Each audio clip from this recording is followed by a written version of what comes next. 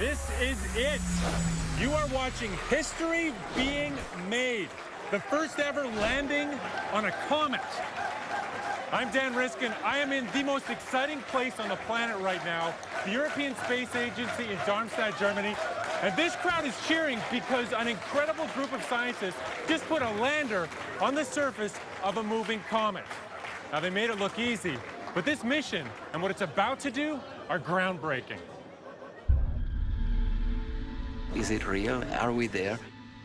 This is a big step for human civilization. It could revolutionize everything. Desperate to reveal life's origins. They're a treasure chest with a view back in time. A quest decades in the making. It's one of the most difficult things you can try. An epic adventure to chase down a dragon and ride on its back. Cherry on the top is really the landing. Touching down, it's all down to Isaac Newton now. where no one has landed before. We're moving in for the kiss. But first, separation anxiety. 7 agonizing hours. I don't have any fingernails, they're gone already. We are on the Comet. A comet, up close with unprecedented clarity. We're making history here. This is one for the record books. We know the world is watching this mission.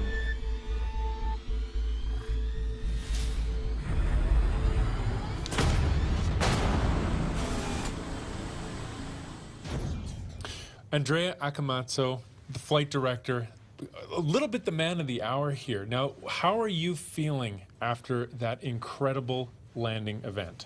Well, now I feel exhausted, but I feel overexcited. I mean, it was a big success for all of us. I mean, we've done one of the most difficult, most challenging operations in space ever, and we've been successful. We have landed on the Comet. Now we have to determine exactly how the lander is doing, but we've been successful. We've done our job today. Yeah, and not a small job. I mean, it launched 10 years ago. The last few weeks have been an absolute roller coaster, and the story continues to evolve. Absolutely. Now we have just done a part of the mission. We've already done a large part of the mission, and there's even a larger part of the mission in front of us coming in the coming months and coming years. So there's much more to discover around this comet. Well, we've certainly enjoyed following you on the journey so far, and we look forward to what's to come. Congratulations. Thanks a lot.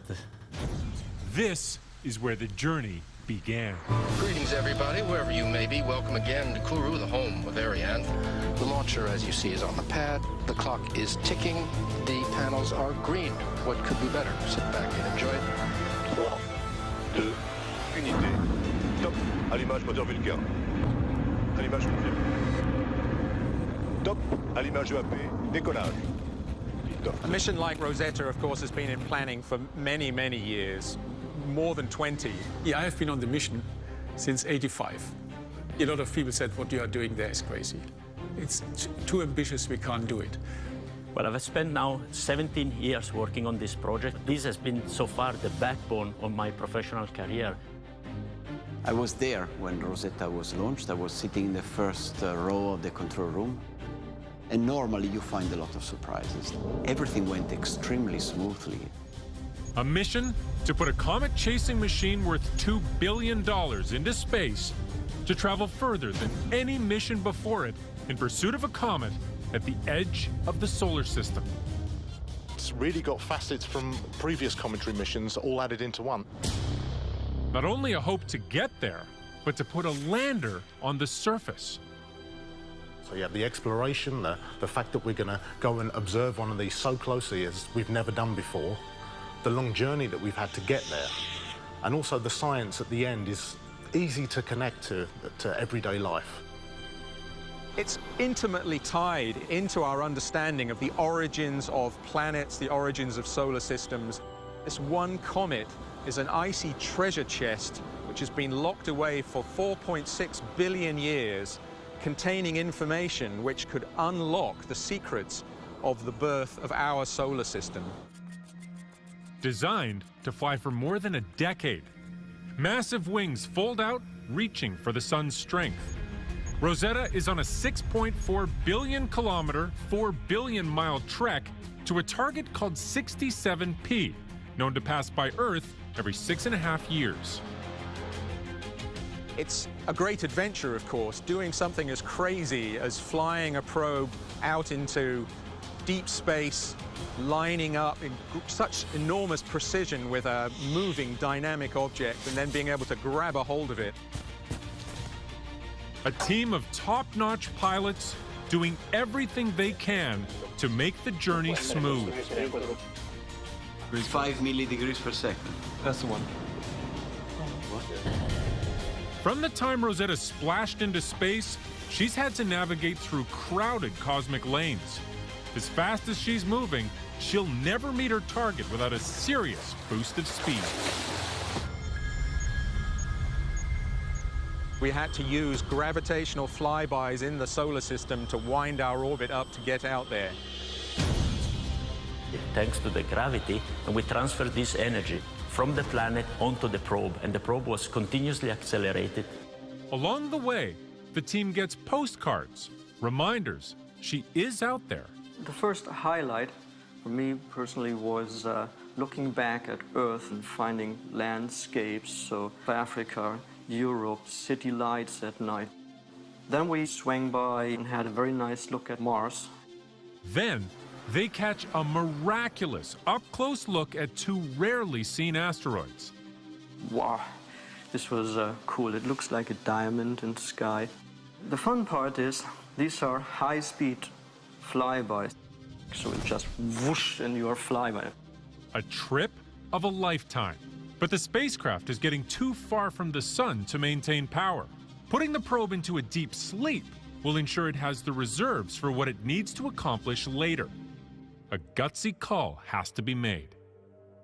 We had to switch off most of the systems. It was a tricky moment after such a long time. Just flip the switch, turn it off, and hope for the best. We tried to challenge this hibernation mode because we consider it extremely risky. A horrible thing to do for an operator. You want to be in contact with your baby, with your spacecraft, and you know you're not going to see it for 2.5 years. But you think of all the possible things that could happen in this period. Waiting for the wake-up, almost unbearable. We had a predicted time, and we had some uncertainty. The tension grows very, very rapidly. This was a totally different feeling. Extremely exciting on one side and worrying on the other side. Am I crazy? I haven't heard from this spacecraft for 2.5 years. It's out there, hundreds of millions of kilometers from the Earth, from the sun. Now the ping should be there. It's not there. Wait a little, wait a little, wait a little, wait a little. Am I really stupid in expecting that this signal is coming?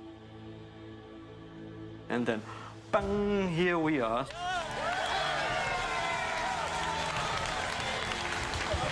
So the spacecraft is awake. Bing, here it is again, ready for the mission now. This is the year of all the action. It's time to get Rosetta up close and personal with this comet. Today, a key maneuver. Mission manager Fred Janssen has flown in. In the past, we've had problems with these maneuvers of this size. I'm very nervous. I mean, we need this to go right. Rosetta is moving fast. She's caught up, but risks overtaking her target. She needs to get in sync. Over the next 12 hours, this team programs the spacecraft to slam on the brakes. Currently, we're moving at 700 meters per second. We'll be reducing that by approximately 300 meters per second.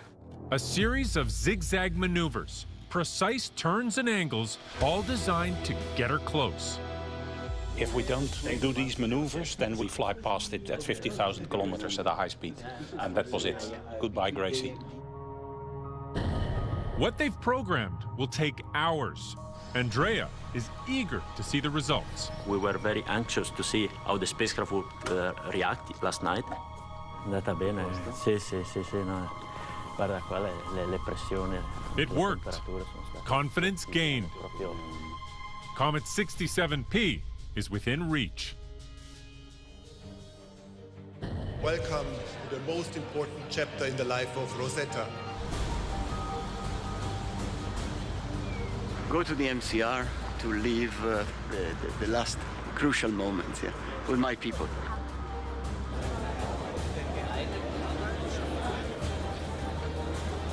Sylvain, say the famous words, please. We're at the Comet. Yes! This is groundbreaking. It's just, I've become speechless at trying to describe what we're going through at the moment. We made it, finally. You can't believe it. It looks like, are we really part of this thing? Is it real? Are we there? We are looking forward to the image with the highest detail we've ever seen. From imagery, I can confirm we arrived.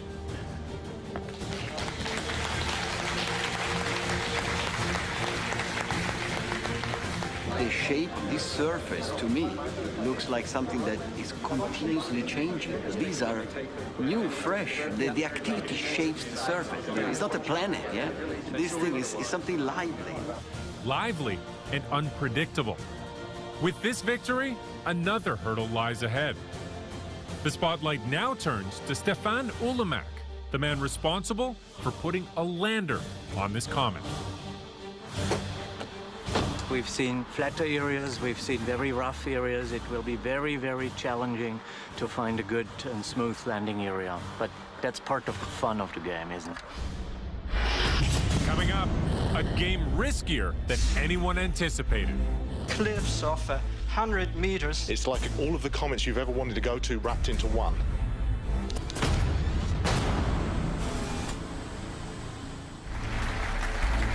We've made history today. They've landed on a comet, and incredible, never-before-seen images have started streaming back to Earth.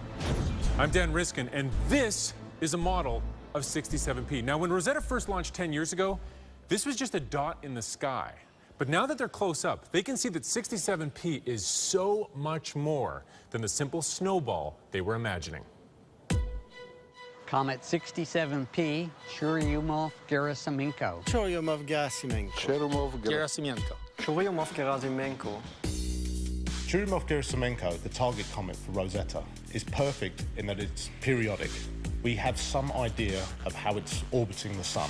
Therefore, it's predictable, and that has allowed us to plan this mission. Now, the fascinating thing about this comet is it hasn't always been quite so close to the sun. In 1959, it had an interaction with Jupiter, and the gravity of Jupiter moved the comet closer to the sun than it used to be. This comet hasn't been evaporated and sublimated and burned by the sun, and that means there's a better chance of finding primitive material inside that comet. This is Comet 67P in the highest detail we've ever seen any comet before. Flat areas, smooth areas, cliffs of 100 meters size or so. Here at the Max Planck Institute in Göttingen, Germany, Holger Sirks and his team are taking a closer look. Groundbreaking images arriving daily. Here the cliff. This is round? This is round. This is round, and it's a depression. Okay. Holger's team investigates every detail. From these images, resident sculptor Martin Heinrich creates a realistic model with accurate color and texture. Hi, hallo. Hallo. Na, wie sieht's aus? Ich habe da schon mal so eine Probe gemacht hier. Und in our images, it always comes out bright, but it's only bright because we expose so long. It's really pitch black. It's dark like charcoal. Being able to see and feel slopes gives them a sense of possible landing sites. We want to have a three-dimensional model just to see topography, the local landscape. So this is really so spectacular. Crashing through the solar system, this is a moving target. A mountain-sized duck-shaped iceberg on the loose. This is a very exciting comet, and actually, considering its shape, it's maybe too exciting. And we are now in there, in the middle of a harsh environment, and gas flowing out and dust moving away. It will have gas coming off, so it's going to be losing mass. And of course, mass is one of the most important parameters when it comes to gravity and staying in orbit. So if you have something that's losing mass, staying in orbit becomes a problem. There's a concern at the comet because it seems like it's connected. It's two snowballs connected and might separate into two parts. a daunting thought for the lander team. This would jeopardize the lander. The comet is really the big uncertain in this mission. Alive and changing as it nears the sun. We look at carbon monoxide, ammonia, Sam Gulkis is keeping a close eye on this ice-breathing dragon. What we're observing here is the gas coming off the nucleus and rushing toward us. That has included water, which they can compare to the water we have on Earth. Looks like we're now moving into a new phase. The whole Moreau team is very excited. Detecting water in the coma was a eureka moment. The reason we want to measure it is the water tells us something about the evolution of the comet. So the rate at which it's escaping is about 2 of these per second. We want to study comets because not very many people realize that billions of years ago, there were billions of comets that were hitting Earth, which was dry at that time, and many scientists agree that the water that we're drinking today came from comets. We want to verify this. If all the water on the Earth came from comets, let's just suppose, you would need 100 million comets the size of 67P. So studying one comet on its own isn't going to tell us the definitive answer to this question, but it's going to really provide a basis for understanding other comets which we'll never visit. But maybe even more came from comets than just water. Maybe the initial ingredients for life. By investigating individual dust grains, dust particles, we get a real clue about the very raw material that makes up planets. This is not dust as you have on the top of the TV. It's dust that is the outer skin of the comet. It contains these compounds that we're interested to look into. By looking at the dust itself, we also get an idea of how the comet evolves, how the coma evolves. It's not just the surface that's emitting gas. Even these lumps and possible snowballs of the comet will evolve dynamically as they leave the comet's surface. On the Earth today, we can't see that stuff. It's all been buried and processed. There's no ancient material on the planet Earth. These organic molecules are the building blocks for amino acids, which are the building blocks for life on Earth. So these primordial molecules are considered to be the early stages of where life could have come from. You see a lot of detail coming out by the shadows, a lot of boulders. These boulders, they are house size. Whatever they are made of, we'll find out.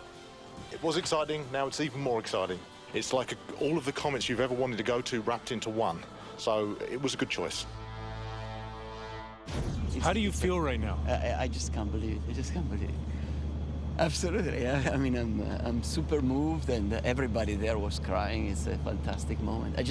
I really started believing it when I saw the picture of Osiris that showed the lander. It was too beautiful to fail. Of course, now that we have a lot of things to analyze, it will not be easy, but telemetry keeps coming, so the lander is alive on the surface. It's history. Building a spacecraft is rocket science. Challenging, very challenging. It's one of the most difficult things you can try. What we had to do is miniaturize the laboratories we have on the Earth, make them tiny, compact, low power. Their idea? Send a probe to catch a comet and put a lander on its surface. For me, it's the sexiest mission that exists today. The Rosetta mission has 3 unique goals. The rendezvous, the escort, and the cherry on the top is really the landing. Designed with giant solar wings, this spacecraft has traveled further than any other using only the sun for power. Talking about distances from the sun of about 800 million kilometers. This is more than 5 times the distance between the Earth and the sun. The van-sized orbiter launched 10 years ago. Packed inside, the potential to rewrite all that is known about comets. The payload on Rosetta is a full suite of scientific instruments, ranging from remote sensing instruments, cameras, to things that are sampling in situ. They're taking dust measurements and the gas, and also the plasma that is the environment around the comet. Now closer than ever, cameras, some as pricey as $500,000, beam the most impressive images we've ever seen of a comet. This is the real eye of Rosetta. It's a CCD sensor. As you carry in your camera, This is really pioneering work done some 15 years ago. It's just amazing quality. This was worth it. Built to handle reckless speeds and even deflect debris around an ever-changing environment. We would not want to be hit by something relatively large coming off. But the instruments have doors that can open and close. Everything you do in Rosetta is new.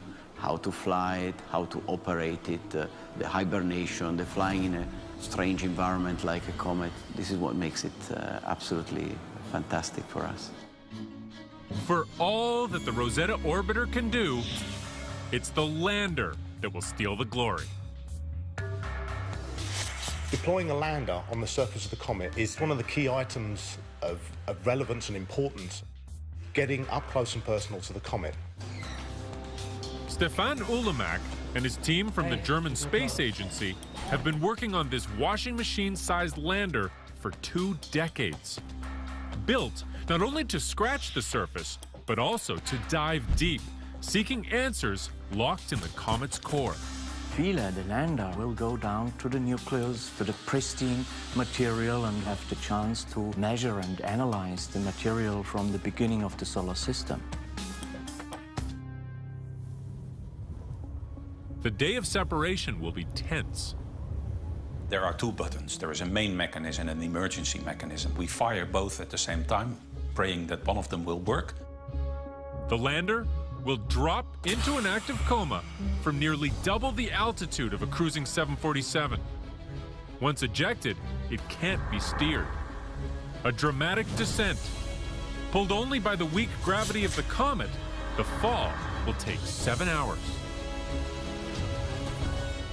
Depending on the conditions, it's going to be quite a long journey for Philae. The gravity of the comet is so weak that we actually will have to actively stick to the surface. In a perfect situation, the lander will land on 3 feet, the ice screws will be deployed, and harpoons will be deployed as well to really fix onto the comet's surface. But what it fixes to is the big question. A cometary surface is made of ice and dust. But whether it's very soft material, soft as new fallen snow or cigarette ashes, or whether it's rather hard, like porous ice with dust in there, indeed, this is not clear. Stefan's team has prepared for just about anything. But they're still guessing and testing. They've brought different surfaces into the lab to see how their harpoons perform. The test helps us insofar as we learned how the harpoon is penetrating through this soft material. It was slightly deviated and it hit here the wooden box. The tilted harpoon will anchor even better in the material. All of these components designed to do what no other spacecraft has ever done before. So this is really a first-timer for all of us. At the end of the day, what counts is that you do good new science and that you learn many things about a comet and what it means in the universe. The biggest controversy is when scientists talk to engineers. He is the worst in that respect. You're insisting to keep it. It's a tough room. I want to make this all work for everyone. And we're inside as the battle over where to land gets tense. So there is no O1, so don't discuss no one.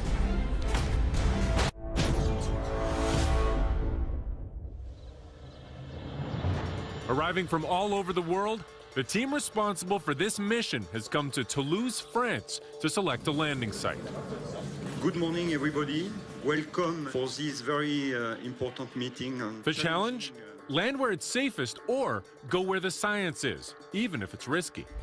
They have to drop this lander on a moving target, and even though they've designed it to stick to anything, the surface might not be what they're expecting. Each person here has their pick. This is a very cool view I like really a lot. This is a runway, so all we miss is the flashing lights. Holger Sierks brings new evidence as his team takes the list of 10 down to 5. So we can provide images and topography and shape. So we have features, cliffs, so we have topography there. These are the pebbles, the boulders. and very large, smooth terrain. For each site, they look for surface hazards, dangers lurking. They also consider sunlight for power and for imagery. Scientifically, it's very, very interesting, but it's for you, for the landing team, and it will be hard to find the proper landing site. It's a fantastic landscape. Yeah, thanks again. I think we all have to digest these wonderful images. Well, the landing site selection process is not easy. For me, what's become very frustrating is every week we're talking about the same thing. Yeah, the gravity must be very low. Yeah. What is very important is to focus on landing sites that do have a value, do have a real potential. I want to try and make this all work for everyone. Yeah. There's been a number of discussions over coffee, at least, with the balance between 100% successful landing and very minimal science to maximizing science and having a little chance of actually landing. The biggest controversy is when scientists talk to engineers. Engineers are interested in safe landings. On the other hand, scientists want to be in the most exciting place, but it's always very difficult to land on. How do you reconcile these competing interests? Of course, the top requirement, I think everybody agrees, is to bring the lander down safely, and I think nobody will seriously question this. There is a lot of instruments that require to be long-standing on the Comet to see how it behaves. Jean-Pierre speaks for many of the scientists here. He'd like to see a mix of sights on both lobes. If I am to go on the upper lobe, I would prefer J and D. I don't like the boulders. The boulders tell me big reprocessing. I would like to go as pristine as possible. I would eliminate G and keep A and C. But of course, as I said, RFC, we cannot measure because we cannot tune. Yeah.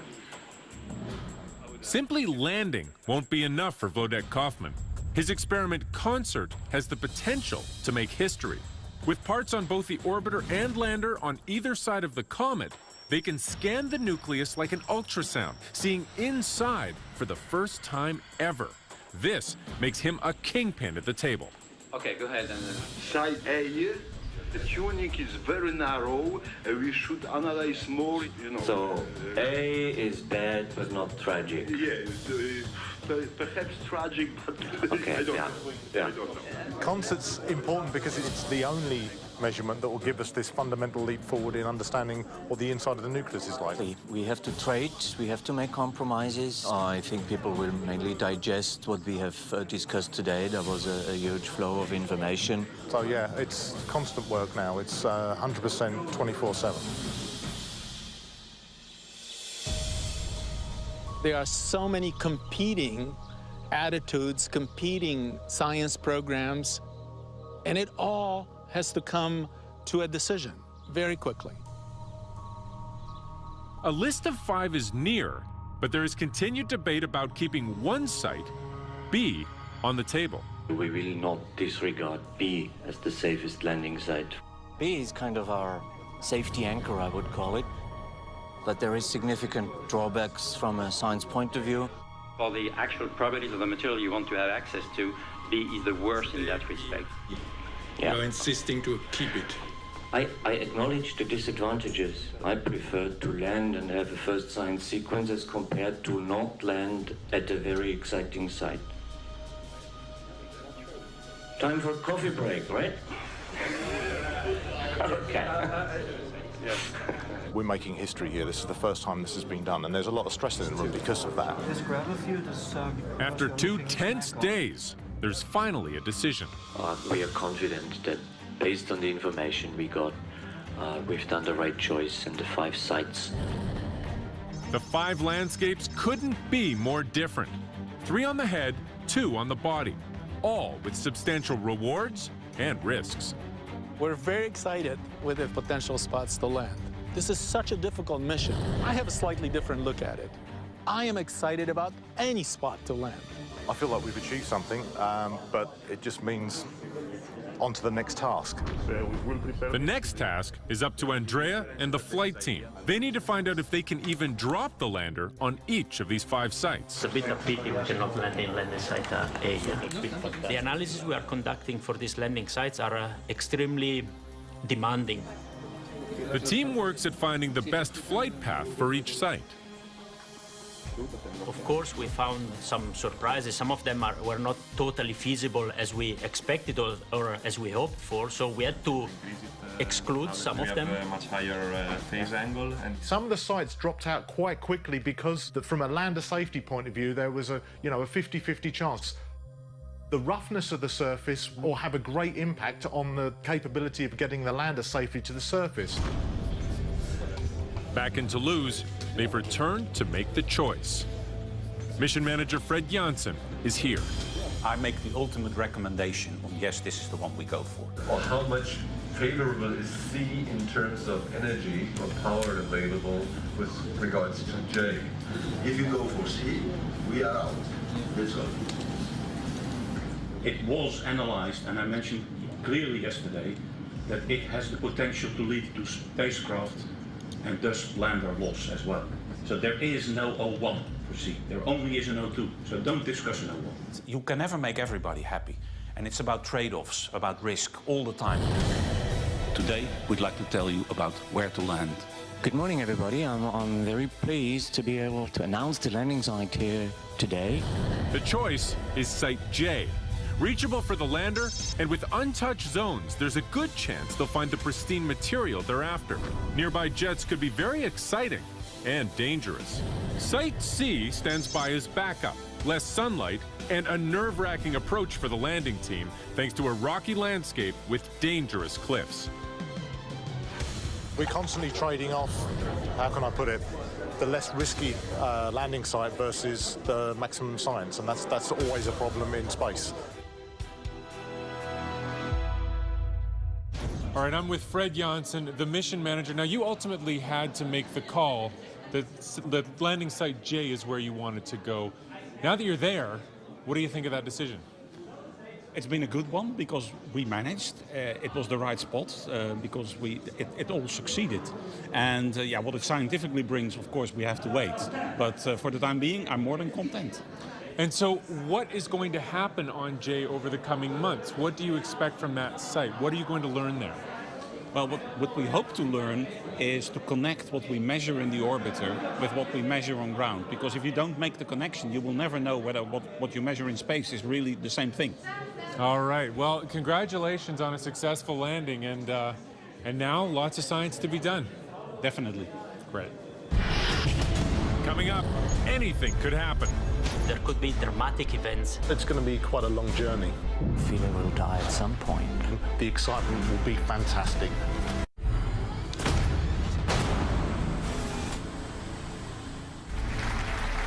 This is an international mission, and the world is watching. It's just this worldwide group of people that work together to get this done, and that's how it works. We work together on this mission, and we've made it. But even though the landing made history, this mission is way bigger than that. I'm Dan Riskin. I'm here in Germany at the European Space Operations Center. The lander Philae and its orbiter Rosetta are holding on for what's going to be the craziest ride in the solar system. The ambitious journey to land on a comet is now a mission to survive with it. For me, the mission really begins. The lander, now hooked onto the surface, is about to experience the ride of its life. We hope it'll be quite quiet. If it's too violent, we won't be able to do what we need to do. The goal? Dig in, grab a hold, and get primary science done within hours of touchdown. But the best case scenario is we have a good landing, the anchoring works, we can do all our experiments. A frenzy of science will begin. Images of the surface will be taken with resolution 100 times finer than a strand of hair. We'll learn the temperature on and below the surface. And the lander, together with the orbiter, will help us see deep inside the comet thanks to radio pulses. Of course, if Philae survives from November till the March timeframe, we are all very, very happy. Even if lander systems shut down on the journey to the sun, Philae should stay tethered to the comet. They'll hurtle into the inner solar system with the orbiter above at over 65,000 kilometers an hour. That's 10 miles a second. The excitement will be fantastic. We will be closest approach to the sun, perihelion, and the activity of the comet will be unbelievable. It's a 9-month trip, equivalent to the distance between the Earth and Jupiter. Gas streaming out and dust clouds and jets everywhere. This is going to be the fantastic moment of this mission. Philae will certainly die before perihelion. If they lose contact with the lander, the flight team will be even more focused on keeping the orbiter alongside 67P, especially in extreme circumstances. There could be dramatic events happening, like a gigantic jet or the comet breaking up. That's hugely challenging to operate in such a potentially violent environment. The scientists are going to be working for years on this, trying to tease out the clues. We know the world is watching this mission. It could revolutionize everything. All right, I'm with Mark McCaughrean, one of the lead scientists on this entire project. Tell me about that landing and how you think it went. It went fantastically well. You know, it was even better than a bus arriving on time, 2 minutes after the nominal time. So it was fantastic there. We had to wait a little bit to get confirmation that we were locked to the surface. We had that, but we're not really still quite 100% sure what happened at that point. We're on the comet, there's no doubt about that. We may have hopped, and a hop on an object with so little gravity actually could be quite a long hop before it comes down again. We're on the surface. We're investigating the surface. We have a lot of science data already coming in, but we're trying to diagnose exactly what happened during that first phase. Now, in the coming months, is that lander still going to be holding on the way you wanted it to, or does it need a tighter grip? The reason for grabbing hold was all about seizing the moment when you landed, right? We had to arrest that momentum and grab a hold, but we could have let go at that point. Once there is enough gravity, it's very little, but there's enough gravity to stay stuck on the surface. Nothing's going to lift us off. Maybe when the comet gets really active later on, it could, but at the moment, if it's on, it's on. It's not going to go anywhere. And let's talk about later on. So right now, this is a cold, icy snowball, but it's headed for the sun. So what's that experience going to be like for this little lander? Well, you know, if we're not locked to the surface, it could experience some winds, some of this outflowing material. What we see at the moment is up to 5 kilos of water coming off per second. That could increase by a factor of 100, and that's going to be over the whole surface. Tons of water up to per second. And, you know, if Philae's landed on a place which becomes active, it might fly off. We think we've landed somewhere very safe, very flat. We've got some images which we're trying to piece together exactly where we are. We're not on the edge of a boulder. We're not in the middle of a crevasse field. It looks nice, but it could be an area that becomes active. We just don't know at this point. And so what's next for you? What are you looking forward to in the coming little while? Well, the main battery only lasts 64 hours, and we burn some of that going down to the ground, down to the surface. So we're running all the experiments as quickly as possible. They're running. We're not in contact at the moment with Philae because Rosetta's over the horizon, but science is going on. Tomorrow we'll link back up, get some more data back. We've got good stuff already, but we hope that the secondary battery will then charge. We'll be able to then continue the science, and there are some great bits of science we won't even do until a few weeks downstream. Well, congrats on a great landing. Thank you very much. You got it there. Hugely exciting day. Thanks very much. Images like this are grabbing us and taking us to a place we've never been.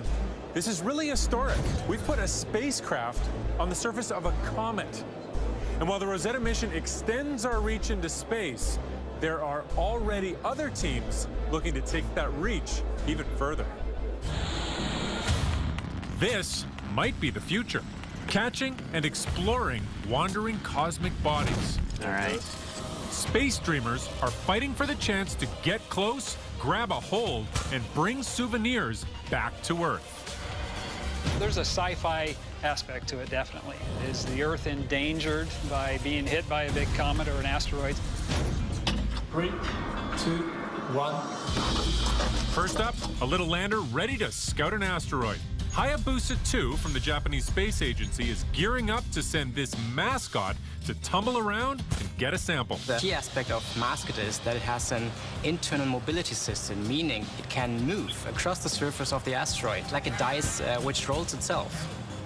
Rolling not too far behind, OSIRIS-REx, a NASA mission well on its way to Bennu, an asteroid that could come a little too close. It's one of the most potentially hazardous asteroids in the solar system. We don't want to go to a pebble. We don't want to go to a small boulder.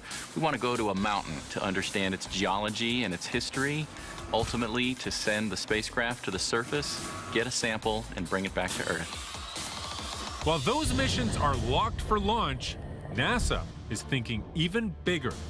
They're spending millions on concepts designed to bring an asteroid a little closer, or at least a piece of one. Oh, this is slightly too fast. For that, drills are a no-brainer. We love drills. We focus on extraterrestrial drilling. Honeybee Robotics is combining their drills with this robotic arm to bring back boulders. The trick is to be able to pull it off the asteroid without breaking it. Let's use the excavation tool now to get a cavity underneath that boulder. They're experts at drilling on Earth, but can they pull it off in space? It's very exciting. We can do this. We just need a little bit of practice. Practice is exactly what Aaron Parness and his team from JPL are getting with their spiny-legged rock crawler, the Microgripper. When I tell people I'm building a gripper to bring an asteroid back, you get a lot of questions. Oh, yeah. You want me to load it up? Yeah, go for it. That's gripped. It has lots of sharp hooks that grab onto the surface of a boulder. Any one of them probably can't hold much, but if you can get tens or hundreds of them to work together, all of a sudden you can lift a giant boulder. Airborne Systems in California is going even bigger than that. It's a very audacious objective to totally envelop an asteroid. We're going to lower the simulated asteroid down. Now we're going to clasp the air beams around the asteroid and then move the full asteroid to another orbit. It's a pie-in-the-sky kind of a mission. Capturing an asteroid and putting it where you want it, that's the kind of big thinking NASA is after. They're lining up missions within the next decade to keep a firm grip on what's lurking in space. Big thinking is what landed this team on a comet today. You know, in our lifetime, there will only be a few moments like this. And what a thrill to be here at the European Space Agency for this giant leap forward in space exploration. I'm Dan Riskin. Thanks so much for joining us on this epic journey. I can't begin to explain the emotions that there are people in there that have worked their lives on this mission, and we did it. We were actually seeing telemetry coming back off of the surface of the comet. That's just mind-blowing. Oh, man. It's unbelievable. This has cost me a year of my life, but it's worth it. It was too beautiful to fail. There it was the moment where I thought it's gonna really work.